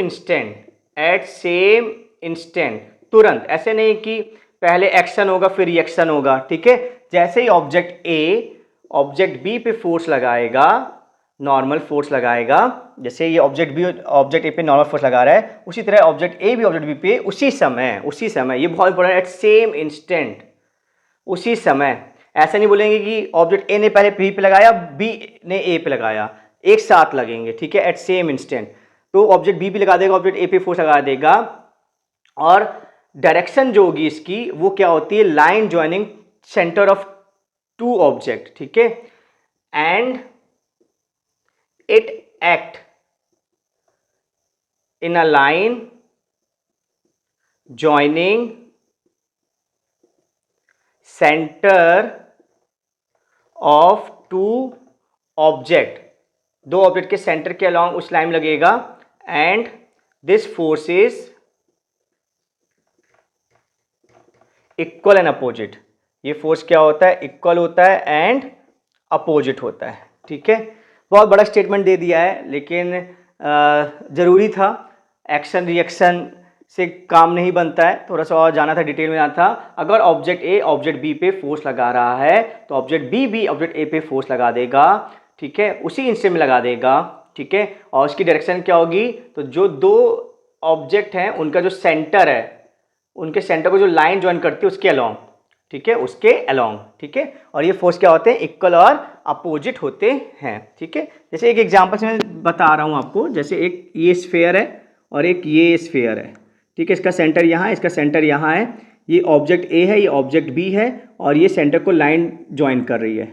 तो अगर ऑब्जेक्ट ए ऑब्जेक्ट बी पे एफ फोर्स लगाता है, कहाँ लगेगा ये फोर्स, जो लाइन ज्वाइन कर रही है दो सेंटर्स को, ये सेंटर C1 हो गया, ये सेंटर C2 हो गया, तो ऑब्जेक्ट बी भी ऑब्जेक्ट ए पे सेम फोर्स लगा देगा इन अपोजिट डायरेक्शन F, ठीक है। और ये फोर्स साइज पे डिपेंड नहीं करता है, ये छोटा साइज है बड़ा साइज है डिपेंड नहीं करता है। एक मक्खी है, वो क्रेटाकार से टकरा गई, उसकी चटनी बन गई, जितना फोर्स मक्खी ने क्रेटाकार पे लगाया उतना ही फोर्स क्रेटाकार ने मक्खी पे लगाया है। ये फोर्स साइज पे डिपेंड नहीं करता है।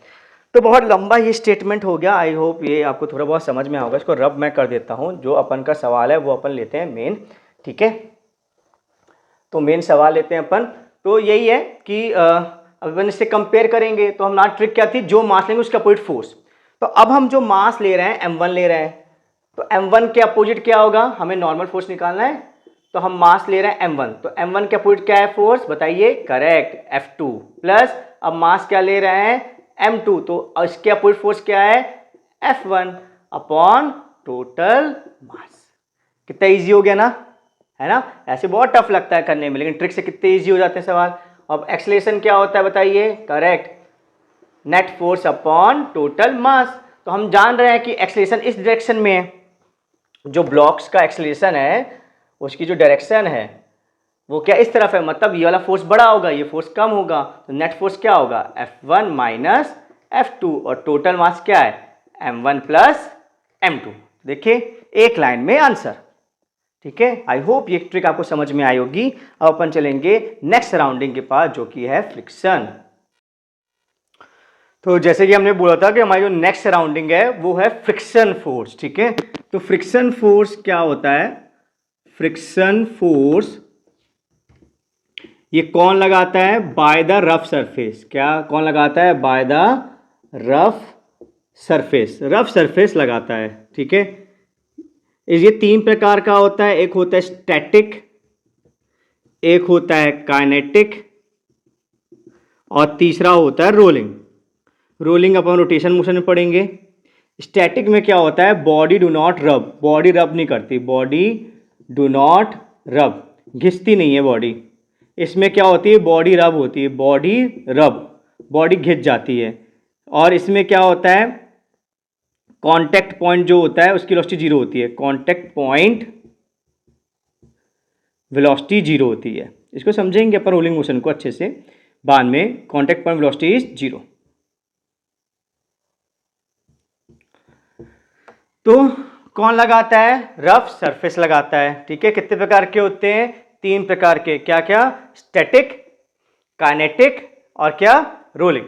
स्टैटिक में क्या होता है, बॉडी रब नहीं करती है, काइनेटिक में बॉडी रब करती है, और रोलिंग में क्या होता है, जो कांटेक्ट पॉइंट होता है टायर का ग्राउंड से, उसकी वेलोसिटी क्या होती है, जीरो होती है, मतलब वो मूव नहीं करता है।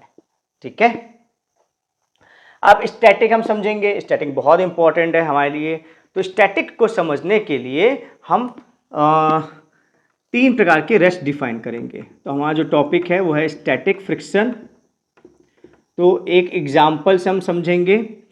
ठीक है, एग्जाम्पल क्या है कि मान लो एक लॉकर है, बहुत भारी लॉकर है, हैवी लॉकर है, और आपने उस लॉकर को देखा, आपने उस लॉकर को देखा, उस लॉकर ने आपको देखा। क्या आपने फोर्स लगाया, क्या नहीं लगाया।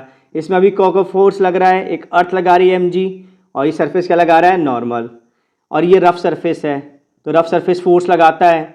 ठीक है, तो रफ सरफेस फोर्स लगा रहा है, कितना लगा रहा है, इस पे जीरो लगा तो रहा है ना, जीरो, कितना लगाएगा, जीरो। तो फ्रिक्शन यहाँ पे क्या होगा, जीरो।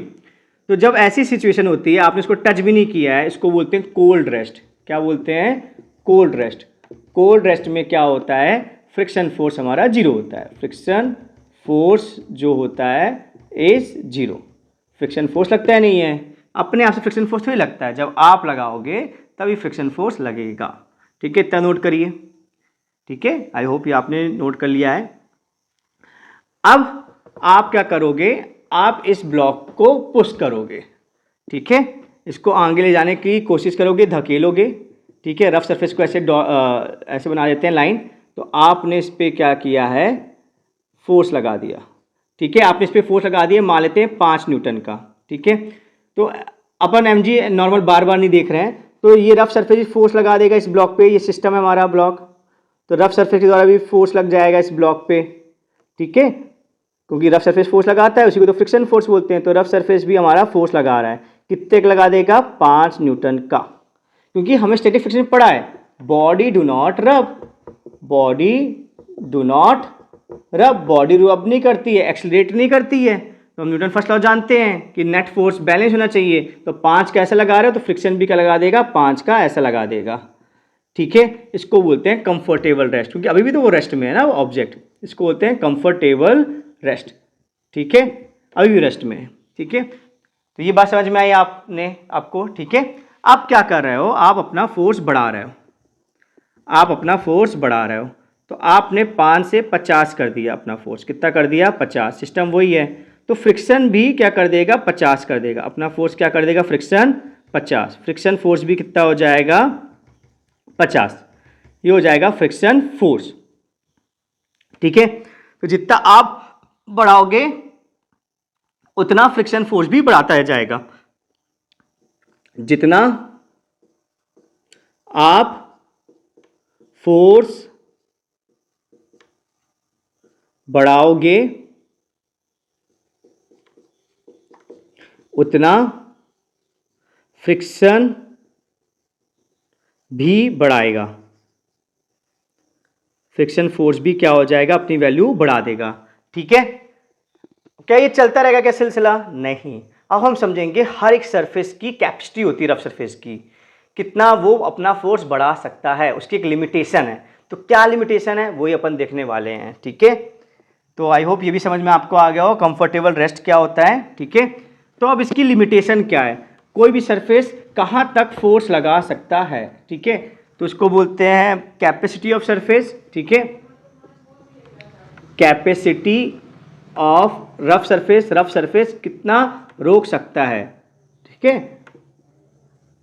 तो उसकी कैपेसिटी का फॉर्मूला आता है F equal to mu N. कितना आता है, F equal to mu N.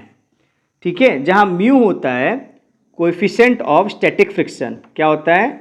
Coefficient of static friction. ये हमारा रफनेस बताता है। क्या बताता है? Roughness of surface.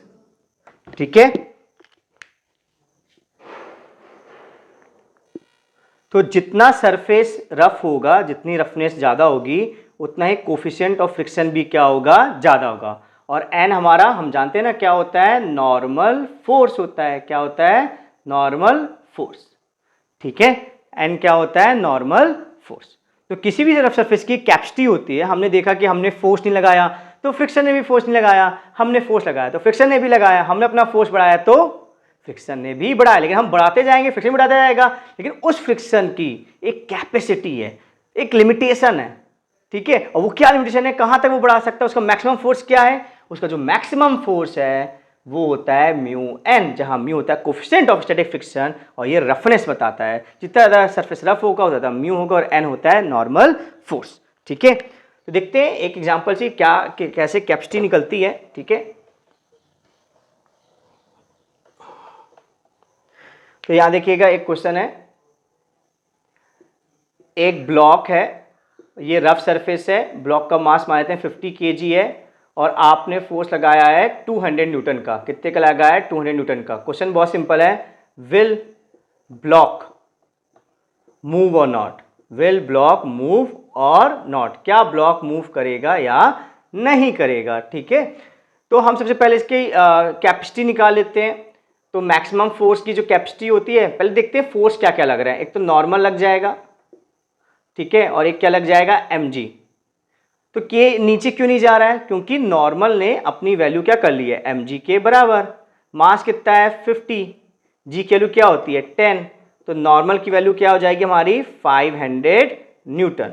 और इसका जो रफनेस है वो दिया गया है, मान लेते हैं 0.5। तो हम जानते हैं फ्रिक्शन का जो मैक्सिमम फोर्स होता है वो क्या होता है? अभी भी सीखा है, क्या होता है? Mu N. तो म्यू कितना है हमारा? 0.5 और एन कितना आया है? 500। तो ये कितना आ जाएगा? 250 न्यूटन। और आप फोर्स कितने का लगा रहे हो? 200 न्यूटन का। ठीक है, तो आप फोर्स 200 का लगा रहे हो तो वो भी फ्रिक्शन फोर्स कितना लगाएगा? 200 न्यूटन। फ्रिक्शन फोर्स भी क्या लगा देगा? अपना मैक्सिमम नहीं लगाएगा। मैक्सिमम से तो उसकी कैपेसिटी निकालें कितना वो लगा सकता है, लेकिन जितना आप लगाते हो उतना ही वो लगाता है। तो फ्रिक्शन फोर्स भी हमारा क्या हो जाएगा? फ्रिक्शन फोर्स, जो फ्रिक्शन फोर्स है वो भी हमारा कितना हो जाएगा? 200 न्यूटन। जितना आप लगाओगे उतना ही फ्रिक्शन फोर्स लग जाएगा। तो इसका सवाल विल ब्लॉक मूव और नॉट? तो इसका आंसर है नो, बिग नो। क्योंकि आप लगा रहे हो 200 का और उसकी कैपेसिटी है 250 की, तो रोक लेगा। अगर उसकी कैपेसिटी होती 190 की और आप लगाते 200 का, तो वो तो बोलता भाई मैं तो 190 ही बस रोक सकता हूं, तुमने तो 200 लगा दिया, मैं से ज़्यादा लगा दिया, मेरी मैक्सिमम कैपेसिटी ज़्यादा। तो ब्लॉक क्या कर जाता? रब कर जाता। लेकिन उसकी कैपेसिटी 250 है और आप केवल 200 का ही लगा रहा हो तो वो नहीं मूव कर रहा है। ठीक है, ठीक है, आई होप ये समझ में आया होगा। अगर आप कैपेसिटी के बराबर फोर्स लगाते हो, ठीक है, तो कैपेसिटी इसकी कितनी थी? 250 और आपने 250 का ही फोर्स लगाया, तो क्या ये मूव करेगा? नहीं करेगा ना। फ्रिक्शन कितना लग जाएगा? फ्रिक्शन इसमें लग जाएगा 250 का। फ्रिक्शन भी कितना लग जाएगा? 250 न्यूटन का लग जाएगा। ठीक है, 250 न्यूटन का फ्रिक्शन फोर्स लग जाएगा। अभी भी ये कैसा है? रेस्ट में है। तो इस टाइप के रेस्ट को बोलते हैं इम्पेंडिंग रेस्ट। क्या बोलते हैं? Impending rest. इम्पेंडिंग रेस्ट मतलब जब आप उसके मैक्सिमम फोर्स के बराबर आप अपना फोर्स लगाते हो, जितना वो उसकी मैक्सिमम कैपेसिटी है रोकने की उतना ही आपने फोर्स लगा दिया, तो वो नहीं मूव करेगा। इसको बोलते हैं इम्पेंडिंग रेस्ट। ठीक है, इससे थोड़ा सा भी ज़्यादा लगा दिया, पॉइंट भी लगा दिया, वो रब कर जाएगा। ठीक है, तो आई होप स्टैटिक फ्रिक्शन आपको अच्छे समझ में आ गया होगा। ठीक है, तो अब हम समझेंगे एंगल ऑफ रिपोज। ठीक है, एंगल ऑफ रिपोज। ठीक है, तो यहां देखिएगा क्या होता है एंगल ऑफ रिपोज। ये इंक्लाइन प्लेन है और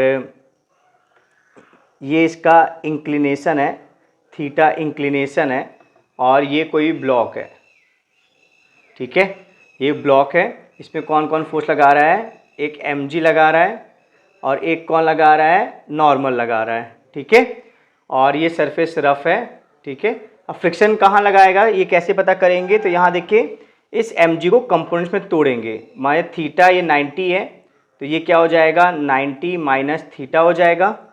तो mg के साथ एंगल बना रहा है, जिसके साथ एंगल बनाता है वो कॉस होता है, तो ये हो जाएगा mg कॉस 90 माइनस थीटा, और इसके परपेंडिकुलर कॉस परपेंडिकुलर क्या होता है साइन, तो ये हो जाएगा mg साइन 90 माइनस थीटा। तो ये mg तोड़ दिया आपने। अब कॉस क्या होता है, cos 90 minus theta sine theta, तो ये हो जाएगा mg साइन थीटा, और ये हो जाएगा mg कॉस थीटा। तो ये ब्लॉक नीचे नहीं जा रहा है क्योंकि नॉर्मल बैलेंस कर रहा है, तो नॉर्मल की वैल्यू क्या है mg कॉस थीटा के बराबर है। अब देखिए ये ब्लॉक को नीचे तरफ कौन लेना चाहता है, mg साइन थीटा, लेकिन ये ब्लॉक रेस्ट में है, ये हम ब्लॉक हमारा सिस्टम है और जो कि रेस्ट में है, तो फ्रिक्शन फोर्स कैसे लग रहा होगा, ऐसे उसको रोक रहा होगा, ठीक है। फ्रिक्शन फोर्स कैसे लग रहा होगा, जस्ट अपोजिट लग रहा होगा और उसको क्या कर रहा होगा, रोक रहा होगा, ठीक है। तो मान लेते हैं फ्रिक्शन फोर्स की, ये जो फ्रिक्शन फोर्स है वो मैक्सिमम लग रहा है, तो मैक्सिमम फोर्स कितना लगता है फ्रिक्शन फोर्स म्यू एन। तो mg साइन थीटा किसके बराबर हो जाएगा, मतलब जो फ्रिक्शन फोर्स है वो अपनी वैल्यू mg साइन थीटा के बराबर कर लेगा, मतलब म्यू एन किसके बराबर हो जाएगा, mg साइन थीटा के बराबर हो जाएगा। क्लियर है आपको ये। अब आप इसको डिवाइड कर दिए, सेकेंड को फर्स्ट से आप डिवाइड कर दिए, तो क्या हो जाएगा mg mg कैंसिल हो जाएंगे, साइन बाय कॉस क्या हो जाएगा tan, ठीक है, एन कैंसिल हो जाएंगे और क्या बचेगा म्यू, तो tan थीटा क्या हो जाएगा म्यू, ठीक है। इसी थीटा को बोलते हैं एंगल ऑफ रिपोज, इसी को क्या बोलते हैं एंगल ऑफ रिपोज, ठीक है, इसको क्या बोलते हैं एंगल ऑफ रिपोज। तो एंगल ऑफ रिपोज किसके बराबर आता है, म्यू के बराबर आता है। म्यू क्या होता है, कोफिशिएंट ऑफ फ्रिक्शन, जो हमें बताता है रफनेस बताता है, ठीक है। तो इसको समझते हैं एंगल ऑफ रिपोज है क्या। देखिए जैसे कि आप कोई भी ऑब्जेक्ट है ना, कोई भी ऑब्जेक्ट है और ये आपका प्लेन था और ये आपका ऑब्जेक्ट है मार्कर, ठीक है। तो देखिए मार्कर स्लाइड कर रहा है क्या, नहीं कर रहा है रब, लेकिन जैसे जैसे आप एंगल बढ़ा रहे हो, देखो जब मैंने हाथ का एंगल बढ़ाते गया तो एक ऐसा वक्त आएगा कि मार्कर स्लाइड करने लगेगा। देखिए ये मार्कर क्या है, स्लाइड करने लगा है, छोड़ रहा है सरफेस को, स्लाइड करने लगा है। तो वो एंगल जहाँ पे वो इम्पेंडिंग रेस्ट में हो, मतलब उसके बाद अगर मैंने एंगल बढ़ाया तो मार्कर क्या कर जाएगा, स्लाइड कर जाएगा, ठीक है। तो वो एंगल क्या होता है, एंगल ऑफ रिपोज होता है, ठीक है। तो जैसे जैसे आप थीटा बढ़ाओगे तो आपका mg साइन थीटा भी बढ़ेगा, ठीक है, तो फ्रिक्शन भी बढ़ेगा। नहीं अपन ने एग्जाम्पल समझा था कि जैसे जैसे आप फोर्स बढ़ाओगे तो फ्रिक्शन फोर्स भी क्या हो जाएगा, बढ़ता जाएगा। आपका फोर्स बढ़ेगा तो फ्रिक्शन फोर्स भी क्या होगा, बढ़ेगा। आप जैसे जैसे एंगल बढ़ाओगे mg साइन थीटा बढ़ेगा, mg साइन थीटा बढ़ेगा तो फ्रिक्शन फोर्स बढ़ेगा, ठीक है। फिर एक ऐसा एंगल आ जाएगा, उस एंगल में फ्रिक्शन फोर्स क्या लग रहा होगा, आपका मैक्सिमम लग रहा होगा, और हम जानते हैं मैक्सिमम फ्रिक्शन फोर्स क्या होता है, म्यू इंटू एन होता है, ठीक है। तो मान लेते हैं ये वही एंगल है जिसमें आपका मैक्सिमम फ्रिक्शन फोर्स लग रहा है, कितना लग रहा है म्यू एन, ठीक है। इतने तक वो रोक सकता है, लेकिन आपने अगर इससे भी ज़्यादा लगा दिया, मैक्सिमम से भी आपने ज़्यादा लगा दिया, आपका जो फोर्स है वो एफ मैक्सिमम से भी क्या है, ज़्यादा है, तो ये क्या कर जाएगा, ये बॉडी रब कर जाएगी, घिस जाएगी, ठीक है। तो वो एंगल जहाँ तक वो नहीं घिस रही है, वो मैक्सिमम एंगल जहाँ तक वो उसको रोक पा रहा है, उसको बोलते हैं एंगल रिपोज, और किसके बराबर आता है, म्यू के बराबर आता है, ठीक है। एक एग्जांपल से अपन इसको समझ सकते हैं, ठीक है, इसको नोट कर लीजिए, स्क्रीनशॉट ले लीजिए। तो एक एग्जांपल से आपको समझ में आ जाएगा। एक आपको एंगल दिया गया है 45 डिग्री दिया गया है, ठीक है, एंगल दिया गया 60 डिग्री, ठीक है, वही ब्लॉक है और रफनेस दी गई है, ठीक है, रफनेस दी गई है 1, ठीक है। बोला है विल ब्लॉक स्लाइड और नॉट, विल ब्लॉक रब और नॉट। तो हम एंगल रिपोज निकाल लेते हैं, तो एंगल रिपोज क्या होता है, म्यू के बराबर, म्यू कितना है 1, ठीक है। तो 1 को हम क्या लिख सकते हैं, tan 45, तो हमारा एंगल ऑफ रिपोज क्या आ जाएगा 45, कितना आ जाएगा 45। तो ये हो गया मैक्सिमम एंगल, एंगल रिपोज क्या होता है मैक्सिमम एंगल, और लेकिन आपका एंगल कितना है 60 है, तो आपका जो एंगल है थीटा है वो ग्रेटर देन क्या है, एंगल ऑफ रिपोज है। तो अगर ऐसा होता है थीटा आर से बड़ा होता है तो ब्लॉक क्या कर जाएगा, रब, ब्लॉक विल रब। तो आपका ब्लॉक क्या कर जाएगा, रब, क्योंकि अगर आपका एंगल 45 से कम होता, ठीक है, 45 भी होता, तो वो ब्लॉक रब नहीं करता। ठीक है, आई होप ये समझ में आ गया होगा, नोट कर लीजिए। तो आज अपन एक नया टॉपिक देख रहे हैं, इम्पल्स। तो जैसे आप डायग्राम में देख रहे हो, एक बॉल है जिसका मास m है, वो दीवार की तरफ मूव कर रही है u वेलोसिटी से। इसको बोलते हैं बिफोर कोलिजन। अगर इसका मोमेंटम निकालेंगे तो मोमेंटम होता है मास इनटू वेलोसिटी। अब मैंने, आप देख सकते हैं बोर्ड में कि पॉजिटिव डायरेक्शन किस तरफ माना है, राइट हैंड तरफ माना है, और ये राइट हैंड तरफ ही बॉल जा रही है। तो हमारा मोमेंटम हो जाएगा पी मतलब मोमेंटम और आई मतलब initial equal to mass into velocity, और वेलोसिटी क्या है, u, तो हो जाएगा प्लस mu। फिर जब ये कोलाइड करेगी कुछ सेकंड तक उसकी कांटेक्ट में रहेगी, दीवार के कांटेक्ट में लिखा है t टेंडिंग टू 0। ठीक है, बहुत कम समय लगेगा कांटेक्ट टाइम, क्योंकि जैसे ही दीवार के कांटेक्ट में आएगी वैसे ही वापस आ जाएगी ये। तो t लिखा है टेंडिंग टू 0। अब जब भी कोलिजन होता है, आप सबको एक्सपीरियंस है, जैसे कभी भी आप एक्सीडेंट होता है बाइक वगैरह से या किसी से एक्सीडेंट होता है तो हड्डियां तक टूट जाती है। तो जब भी कोलिजन होता है तो फोर्स क्या होता है, बहुत ही ज़्यादा होता है। तो टाइम काफ़ी कम होता है कॉन्टैक्ट टाइम, और फोर्स क्या होता है, बहुत ही ज़्यादा। ठीक है, और फिर आप देखिएगा कि टकराने के बाद वापस जा रही है, तो मास तो चेंज नहीं होगा, मास तो वही रहेगा, m रहेगा, और मान लेते हैं वेलोसिटी v वेलोसिटी से वो जा रही है, वापस जा रही है। ठीक है, तो जो मोमेंटम हो जाएगा वो हो जाएगा माइनस mv, क्योंकि डायरेक्शन उसकी चेंज हो गई है। ठीक है, मोमेंटम एक वेक्टर क्वांटिटी है, हमें डायरेक्शन का ख्याल रखना पड़ेगा। तो p फाइनल हो जाएगा माइनस mv। तो आप देख सकते हो कि जो मोमेंटम है उसमें एकदम से चेंज आया, जैसे ही बॉल वॉल के टच में आई उसका मोमेंटम चेंज हो गया। इसी सडन चेंज मोमेंटम को बोलते हैं कोलिजन। क्या बोलते हैं, कोलिजन। ठीक है, तो आई होप ये आपको सीन तो समझ में आया होगा कि एक बॉल आई है, वो दीवार से टकराई है, और फिर टकराने के बाद उसकी वेलोसिटी चेंज हो गई है, या सही शब्दों में कहें कि मोमेंटम उसका चेंज हो गया, और इसी सडन चेंज मोमेंटम को बोलते हैं कोलिजन। अब हम देखते हैं कि इम्पल्स इससे कैसे हम निकालेंगे। तो अब हमारा टॉपिक था इम्पल्स, हमने कोलिजन समझ लिया कि कोलिजन क्या होगा। अब हम कोलिजन के दौरान देख रहे हैं कि जो हमारी बॉल है, बॉल के कॉन्टैक्ट में बहुत कम टाइम के लिए रहेगी, इसलिए लिखा है t टेंडिंग टू 0। और जब ये कोलिजन हो रहा होगा तो उसका शेप भी थोड़ा बहुत चेंज हो जाएगा, डिफॉर्म हो जाएगा, और फोर्स क्या लगेगा, बहुत ही ज़्यादा। मैंने लॉजिक दिया था, जब भी कोलिजन होता है, आपने देखा होगा, सुना होगा, जब भी बाइक्स वगैरह कार वगैरह कोलाइड होती हैं तो एक्सीडेंट में हड्डियाँ तक टूट जाती है। तो हड्डी वैसे ही मजबूत होती है, उसको तोड़ने के लिए बहुत ज़्यादा फोर्स चाहिए रहता होगा। तो इसलिए लिखा है f tend to infinite. Collision में f क्या होता है, इन्फिनाइट होता है। तो अगर आप f अपॉन t करेंगे, f तो वैसे ही बहुत बड़ी वैल्यू है और t बहुत छोटी वैल्यू है, तो बहुत बड़ी वैल्यू को बहुत ही छोटी वैल्यू से करेंगे तो आपकी रिजल्ट क्या आ जाएगा, इन्फिनाइट। कोई मतलब नहीं है ऐसा डिफाइन करने का। लेकिन अगर हम f इंटू टी करेंगे, एक बड़ी वैल्यू को एक छोटी वैल्यू से मल्टीप्लाई करेंगे, तो हमें कोई एक फाइनाइट वैल्यू मिलेगी। तो that is a defined operation f into T, और इसी को डिफाइन किया गया है j, जिसको बोलते हैं हम इम्पल्स। तो आप याद रखेंगे कि इम्पल्स जो हमारा है वो क्या होता है, f इंटू टी होता है। ठीक है, f इंटू टी होता है, हमारा इम्पल्स होता है, और that operation is not defined, f by T is not defined. ठीक है, अब लेकिन दिक्कत की ये बात है कि हम t इतना कम समय है कि हम वो समय कैलकुलेट नहीं कर सकते हैं। ठीक है, तो एक और तरीका है जिसको बोलते हैं हम इम्पल्स मोमेंटम थ्योरम। अब हम वो समझने वाले हैं। तो देखिए, इम्पल्स मोमेंटम थ्योरम क्या कहता है कि जो इम्पल्स होता है वो चेंज इन मोमेंटम के बराबर होता है। चेंज हमेशा फिजिक्स में क्या होता है, फाइनल माइनस इनिशियल। तो क्या हो जाएगा, final momentum minus initial momentum. Arrow इसलिए लगाया है क्योंकि वेक्टर होता है, इसलिए एरो लगाया है वेलोसिटी के ऊपर। अब आप देखिए सिचुएशन जो हमने पहले वाली ली थी, एक बॉल आ रही थी m मास की u वेलोसिटी से दीवार की तरफ, लिखा है बिफोर कोलिजन, तो मोमेंटम क्या हो जाएगा, प्लस mu, क्योंकि हमने राइट वर्ड पॉजिटिव डायरेक्शन मानी है। एट कोलिजन में वो बॉल उसके कॉन्टैक्ट में आएगी तो एक बहुत बड़ा फोर्स लग जाएगा, फिर टकराने के बाद वापस आएगी, तो आफ्टर कोलिजन लिखा है, और फाइनल मोमेंटम क्या लिखा है, माइनस mv। ठीक है, क्योंकि अपोजिट आ रही है। अब आप देखिए ये तीनों क्या है, एक ही लाइन में एक्ट कर रहे हैं। जब u v f एक ही लाइन में एक्ट करते हैं तो उसको बोलते हैं 1D कोलिजन। क्या बोलते हैं, 1D कोलिजन। तो ये हो रहा है वन डायमेंशनल कोलिजन हो रहा है, एक ही लाइन के लॉन्ग कोलिजन हो रहा है। तो इम्पल्स मोमेंटम थ्योरम के अकॉर्डिंग क्या हो रहा है, j equal to change momentum होता है।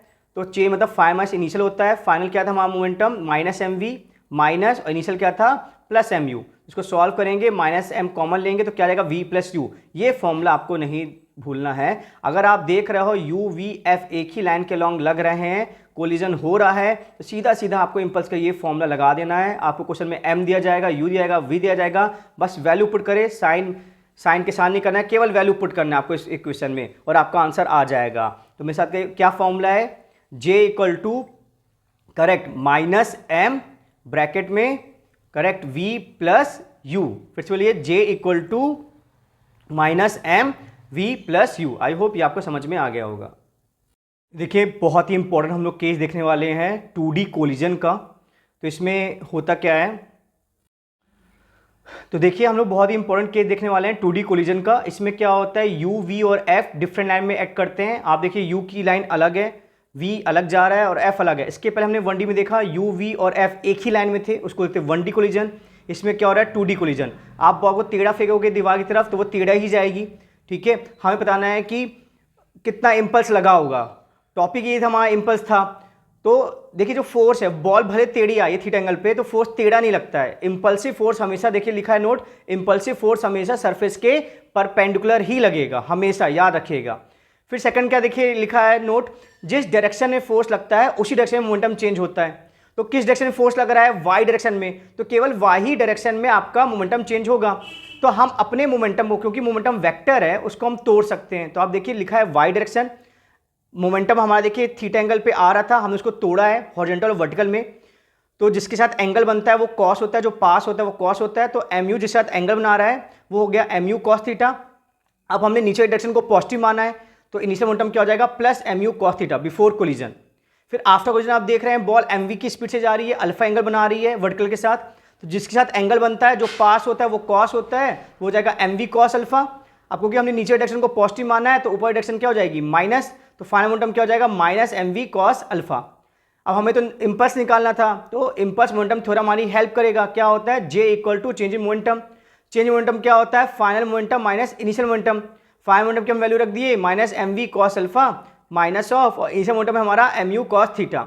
माइनस एम हमने कॉमन ले लिया तो हमारा आ गया V cos alpha plus U cos theta. तो ये फॉर्मूला हमें याद रखना है जब कैसा कोलिजन हो, 2D कोलिजन हो। केवल दो ही फॉर्मूला हमें कोलिजन में याद रखना है। पहला आपको याद है जे वाला, 1D वाला याद करिए, क्या था, J equal to minus M bracket में V प्लस यू। और यहाँ पे क्या होता है अगर कोलिजन 2D हो, बोलिए correct, J equal to minus M bracket में V cos alpha plus U cos theta.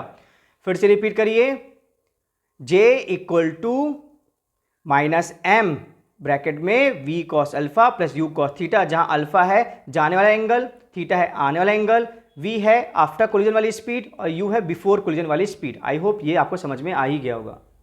तो हमारा नेक्स्ट कॉन्सेप्ट है रॉकेट। तो एक रॉकेट है, वो हमारा सिस्टम है। रॉकेट से एग्जॉस्ट गैस निकलती है पीछे की तरफ, न्यूटन थर्ड लॉ फॉलो होता है। रॉकेट एग्जॉस्ट गैस को नीचे तरफ पुश करता है, तो एग्जॉस्ट गैसेस उसी इंस्टेंट रॉकेट को ऊपर तरफ पुश करती है। तो क्योंकि रॉकेट हमारा सिस्टम है, तो एक तो अर्थ सराउंडिंग हो गई, वो mg फोर्स लगाएगी वर्टिकली डाउनवर्ड, और एक स्मोक फोर्स लगाएगा वर्टिकली अपवर्ड। उस फोर्स को बोलेंगे थ्रस्ट फोर्स। अब हमें थ्रस्ट फोर्स निकालना है। अब हम देख रहे हैं रॉकेट ऊपर जा रहा है, उसका एक्सेलरेशन ऊपर है, तो हमारे पास एक ही क्वेश्चन है। अगर कोई भी बॉडी स्ट्रेट लाइन मूव करती है तो हमारे पास ले देख के एक ही क्वेश्चन होता है, F net equal to M A. यहाँ पे एक ही लाइन में जो एफ लगेगा वही एफ नेट में आएगा। तो एक ही लाइन में हमारा थ्रस्ट भी लग रहा है, एम भी लग रहा है। अब क्योंकि रॉकेट ऊपर जा रहा है तो थ्रस्ट फोर्स को बड़ा होना पड़ेगा और एम को छोटा, तो नेट फोर्स क्या होगा, बड़े में से छोटे को माइनस करेंगे। तो एफ नेट क्या हो जाएगा, thrust minus M G equal to M A. और इसको अगर इक्वल टू की यहाँ ले जाएंगे, एम जी को एम कॉमन लेंगे तो हमारा फॉर्मूला हो जाएगा thrust equal to M bracket में जी प्लस ए। क्लियर है, फिर से रिपीट करते हैं, thrust equal to M G plus A. I hope ये समझ में आ गया होगा। तो ये अपन एक लास्ट टॉपिक देख रहे हैं इस चैप्टर का, कंजर्वेशन ऑफ मोमेंटम। तो आप देख रहे हैं एक क्रेटा कार है जो 40 की स्पीड से आगे जा रही है और उसी के रास्ते में सिंगल ट्रैक है, ऑल्टो है। अब क्योंकि क्रेटा की स्पीड ज़्यादा है 40 है और ऑल्टो की स्पीड कम है, तो क्रेटा ऑल्टो कार को एक टक्कर मारेगी। और ये हो गया बिफोर कोलिजन। तो हमें देखने मिलेगा क्रेटा की स्पीड कुछ कम हो जाएगी और ऑल्टो की स्पीड बढ़ जाएगी। ये हो गया आफ्टर कोलिजन, ठीक है। जहाँ पे क्रेटा का कार m1 है, ऑल्टो का m2 है, क्रेटा की वेलोसिटी u1 है, ऑल्टो की u2 है। टकराने के बाद क्रेटा की वेलोसिटी v1 है और ऑल्टो की v2 है।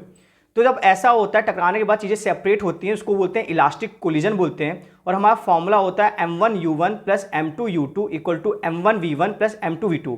एरो इसलिए लगाया u1 u2 v1 v2 में क्योंकि डायरेक्शन मैटर करता है। अगर मैंने राइट वर्ड को पॉजिटिव माना है तो सारी वेलोसिटी क्या हो जाएंगी, पॉजिटिव हो जाएंगी। लेकिन अगर कोई भी उल्टा जा रही है, गाड़ी जाएगी, तो उसको क्या लेंगे अपन, निगेटिव लेंगे। तो इस फॉर्मूले में याद रखना कि हमें वेलोसिटी का साइन लेना है, अगर राइट वर्ड जाएंगी तो पॉजिटिव और लेफ्ट वर्ड जाएंगी तो निगेटिव, जैसी सिचुएशन होगी वैसा यूज करेंगे। ठीक है, ये फॉर्मूला आया कैसे, मोमेंटम क्यों कंजर्व है, क्योंकि जब कोलिजन होगा तो हम दोनों को सिस्टम मानेंगे, जब हम दोनों को सिस्टम मानेंगे तो कोई एक्सटर्नल फोर्स नहीं लगेगा। ठीक है, और जब एक्सटर्नल फोर्स लगेगा तो पहले का मोमेंटम और बाद का मोमेंटम क्या होगा, सेम। अगर हम देखते हैं इनिशियल मोमेंटम तो क्या होगा, m1u1 प्लस m2u2, और फाइनल मोमेंटम देखेंगे तो क्या होगा, m1v1 प्लस m2v2। तो जब एक्सटर्नल फोर्स ही नहीं लग रहा है, दोनों को सिस्टम मैंने मान लिया है, तो दोनों मोमेंटम क्या होंगे, सेम, और ये हमारा आ जाएगा फॉर्मूला। दूसरी सिचुएशन क्या होती है कि एक आ रहा है, पर्सन आ रहा है 20 की स्पीड से, और आगे एक और पर्सन जा रहा है 10 की स्पीड से, इन लोग कोलाइड करेंगे, लेकिन कोलिजन के बाद ये सेपरेट नहीं हो रहे हैं। तो जब आफ्टर कोलिजन कोई चीज़ सेपरेट नहीं होती उसको बोलते हैं प्लास्टिक कोलिजन या इनलास्टिक कोलिजन। इसी मोमेंटम कंजर्वेशन होगा, पहले का मोमेंटम क्या होगा, m1u1 और क्या होगा प्लस m2u2, और बाद का मोमेंटम क्या हो जाएगा, m1 प्लस m2v। तो पहले का मोमेंटम और बाद मोमेंटम क्या होगा, सेम। यही तो टॉपिक है, conservation momentum. Initial momentum system का और फाइनल मोमेंटम सिस्टम का क्या होगा, सेम। सिस्टम क्या मानते हैं, कोलाइडिंग बॉडीज को। जब हम दोनों सिस्टम मान लेते हैं तो एक्सटर्नल फोर्स 0 होता है, जिससे हमारा मोमेंटम क्या हो जाता है, कंजर्व। तो इसमें भी हमें ध्यान रखना है साइन का, अगर दोनों बॉडीज राइट तरफ मूव कर रही है तो पॉजिटिव होगी, अगर कोई भी लेफ्ट तरफ मूव करेगी तो हम वेलोसिटी निगेटिव लेंगे। So thank you so much for this chapter. Keep liking my videos and subscribe my channel. Thank you so much.